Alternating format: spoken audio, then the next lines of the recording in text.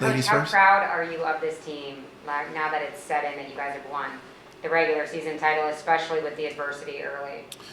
Yeah, Emily, I would be. Good question. Pains me to say. I'd be proud of them regardless of the place that we finished, just because of the way they represented our program, their family names, and the process in which they invested in to overcome or to endure it not looking the way you may want it to look or expected it to look. And I think anytime we do that in life, we are usually better for it because we become process oriented instead of outcome based. And I just think in places of leadership that the more we can pursue that, the better off we'll be for it. So hopefully we all, from all the people in that locker room, managers, staff, coaches, and players, we all invested in that pursuit. Do you think being the 1 seed and the regular season champ going into this week maybe puts a bigger target on your back or more pressure on your team or anything like that? Yeah, John, we've been the 1 seed before. I think we know what comes with that. But at the end of the day, we've said the same thing to our guys that we've said to you guys in here. Like, this is a league where anyone can beat anyone. So we'll have a healthy respect for whichever our opponent is, and whether it's Sam or UTEP, and we know both of those are really good challenges. So like the number by your name doesn't mean a whole lot. And again, happy that we were able to hang a banner. Yet certainly we want to keep getting better and see if we can't pursue more. You guys have had some unique success in this conference on the road. Not a lot of teams have had that, and even on neutral sites earlier in the season, St. Thomas or the Virgin Islands, places like that. Do you draw on that? The guys have mentioned after the last game that they kind of enjoy being on the road. Do you see that in them whenever they go out there in road environments, neutral environments, that they look a little better, they look a little bit more locked in? Do you notice that? Did they mention that, Bryson? They mentioned that they like playing on the road. Really? Yeah, news to me. I don't know if it matters with our group. Again, we have a bunch of experience in that locker room and some really mature people. So I think they embrace all the challenge, especially the one that the opponent offers. Yet, I do think you garner a little more confidence when you've had success wearing a road jersey, playing in a different environment with different rims, backgrounds, all that.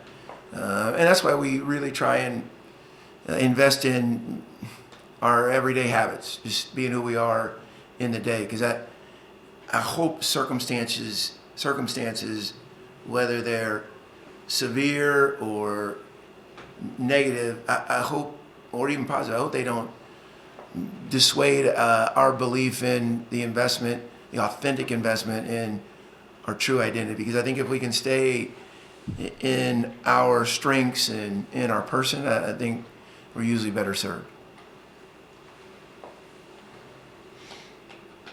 UTEP and Sam Houston, obviously, you'll watch that game Tuesday night. But first thoughts about them when you kind of saw them in the same pairing with you, and what type of challenges those teams can present. Yeah, I knew we'd play somebody good. Like, I think I said it in the post game with AY. Like, I haven't looked at the brackets and all that. Like, that's for you guys. And I probably won't worry about it until the 0-0-0's on the scoreboard. And like, I've watched both teams, have a familiarity with them because of our 4 games and prep for them. But no preference. I think they present different styles, different challenges for us. And again, what we give to our guys will start on Tuesday evening at 8 o'clock. So probably not the best answer, but that's all I got for you. I guess a little more detail on that. Whenever you're in this setting where you don't know you're playing, because they say obviously this Sam Houston, this first game is more important. Do you go back to the regular season games more versus what you look at in the night before, where they're playing on Tuesday? You look at that more than what you saw. Yeah, Bryson, it's all matchups. Like, the way they play us will be way different than the way they play each other. Like, we've seen so many different coverages and defenses against our personnel. Like, so I think watching them will be good. You kind of tell who's confident and maybe what little tweaks or adjustments that the coaches have made. Maybe there's some different lineups or rotations. but we'll probably weight it a little bit more heavily on previous games with those opponents. What does it say about your team that you were able to win a regular season title without one player on first team? I think there's some good players in our league, and I personally believe that we have first team all conference players, but wasn't voted that way, so it just is what it is. But again, just like I said, we're not going to be identified by a number. Neither will I think our players be identified for not being a first teamer. I think we have really good players, and that maybe it penalizes them that we're balanced or really unselfish. I don't know. I hope not. But I also think our guys trust in the process of what a successful team can do for you in the present and in the future. Your defense has been playing really good for the majority of the season. 2 of the last 3 games gave up over 80, though. Were those just fluke games, or what can you draw from those, from what the other teams were able to do against your defense? Yeah, John, I think there's a deep commitment from the opposing bench to increase the tempo. And what is unnoticed maybe in that is like we can play that way. Like we can. So I think we'll do what the game dictates or what we think the game needs to try and dictate the tempo we want to play at. Again, it's different for each opponent, but I'm pretty confident in our defense. Anytime you increase the number of possessions, you're going to increase the points that you give up on most nights. I don't know what the numbers were against Western because I haven't gone back and watched that for a second or third time, which is what I usually do. But I would guess there was a bunch of possessions in that one too. They just didn't make as many shots as Kennesaw in the middle. With the guards you had at start, Caden and Colin, that they're huge, but Talon being 6th man of the year and providing what he has for you off the bench, how much of a luxury is that, when you go on these road games, because he's been particularly good on the road, to be able to just say, hey, I got these 2 guards who are really good at what they do, but also have this guy who can pull off the bench who, can score in bunches like he has. Yeah, Bryson, I'm sorry to give you coach speak, but I've said from the beginning we have 7 starters. Now Isaiah went out, so it went down to 6. I don't have a minutes prior to the game that I say, oh, this guy's going to play this or play that. We substitute based on what the game needs, and Talon is a starter in my mind, in their minds too. Like they know they have confidence in him on both ends, and they know the impact that each of them can have on a given night. Could be on one night. Xander's come in and played really well, so I just think that's our team. That's our collective intelligence and commitment to sacrifice is. I think that's the lane we often try and drive in. Despite your youthful appearance, you've been around this game for a long time. That's a great point. Thank you. What kind of emotions and feelings do you have going into a conference tournament? How does it compare to, when you first got into this game? Some years ago. Yeah, I'm excited. Like I think this time, no matter what your seed is, like you're excited for what's to come and the chance to play in the NCAA tournament. Like we've done it before. It's kind of contributed to an external expectation from our fan base. Like we all, like even you guys in the room, everybody wants to go to the NCAA tournament, right? So I think when you've tasted it, you really have a quest to do it again. That being said, I just think I'm confident in our group. I love our team. I will stay away from being outcome based because they've had a great season already. But we're going to try and give our best to see if we can't keep our season going on the biggest stage, because there's nothing like the NCAA tournament. Like if you've been a part of it, like, oh man, you really want it. And then if you've been a part of it a couple of times or multiple occasions, you want more. Like you want to get to that second weekend, because it's having been there at UVA, like it's so neat. Like the world like shines a spotlight on you, and man, that I think you get a chance to share your story in that space. But so yeah, I'm anticipatory and excited, and yeah, can't wait. So we saw Caleb Feeney last week. He had some pretty heavy tape job on his shoulder. I guess, how's he feeling coming into this week with so many games, or possibly in such a close span? Yeah, everybody's healthy. I'm in load management a little bit because our starters play a lot, but everyone's healthy.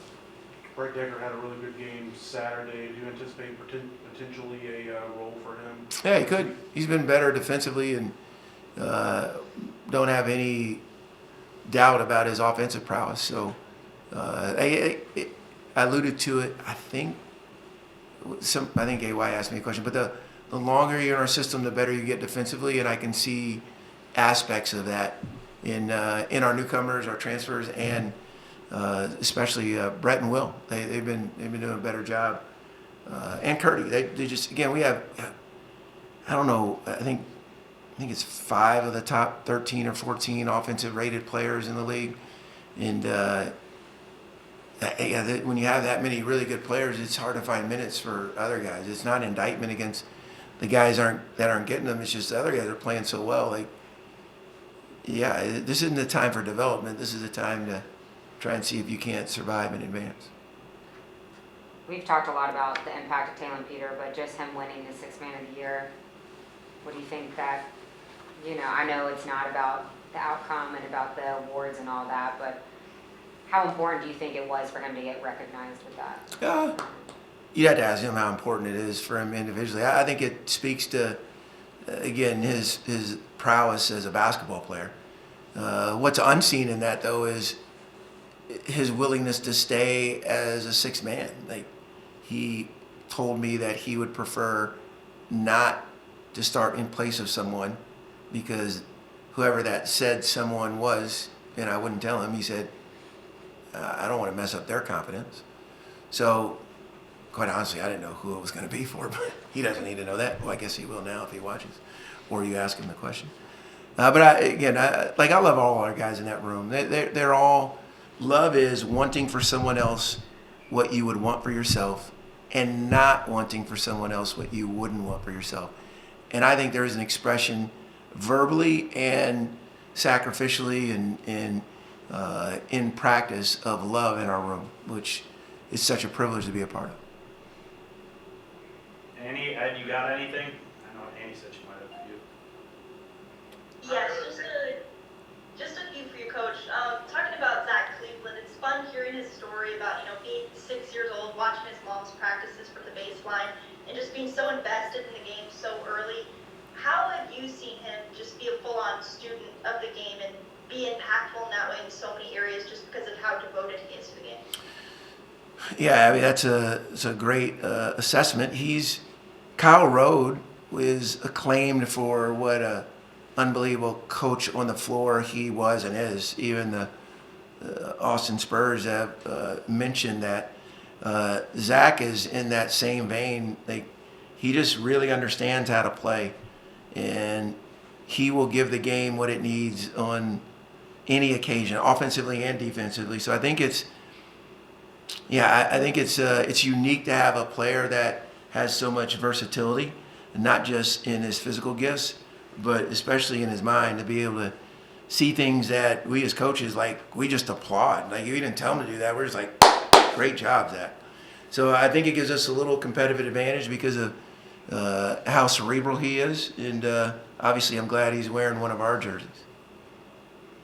Yeah, and then you've talked a lot about the impact of Talon Peter, but considering that this really has been his first year out of Arkansas, and it was a big push just getting out of there, in general, being in a new place, out of his comfort zone, how much mental maturity have you seen him develop in his first year with you guys? Yeah, I think Liberty affords our student athletes, or all of our students, that I think this place has such a commitment to training champions, and not to sound too mission oriented, but I just think the way you can resource individuals on our campus is really unique. So, but you have to want that if you're going to grow, and What I marvel in Taylon's pursuit is his teachability. He's got such an authenticity about, man, I just want to be real and I'm vulnerable and I want to keep learning. I just think that's going to lead him to greatness, and it has in a lot of ways already. But I think he'll stand before thousands. Yeah. And Javon Moffmer, he's getting a master's in life coaching school-wise, and it just seems like he carries himself in a great way. Could you talk about how that kind of makes sense? Like how you see that master's in life coaching at school paying off with the way he carries himself? Yeah, well, the players have nicknamed him Unc. So I think that tells you their healthy respect for his maturity and selflessness. Mike and Tara, his parents, have done an unbelievable job in raising their boys because he's special. That dude, again, another one that's got a high level of coachability. Pat Estep, his former coach at Cedarville, told me that he invested in it, and we're the benefactors because he's been a godsend to our program. And then one more for you. You kind of touched on it, but when you have a team where so many different guys step up to the table on different nights in different ways, do your guys take a lot of pride in that, in being a team that's not solely focused on one player's production, but being able to spread it out when it matters the most? Abby, you must have been taking lessons from Emily Austin with these really sound questions and your preparation. Is that Like, many? Yeah. wow, that's impressive. I've said it's a superpower of ours that there's a uniqueness in our commitment to being able to take a back seat, especially when someone else has it going, but also being connected on the defensive end. Like there's a beauty in that, and it's not seen by most. And I'm not suggesting that most need to see it. Most of them don't spend the time that we do as coaches trying to build that, trying to grow it. But I think we as a staff, like, we so appreciate and are inspired by our guys' willingness to keep getting better at little things that are sacrificial in nature individually for the betterment of the group.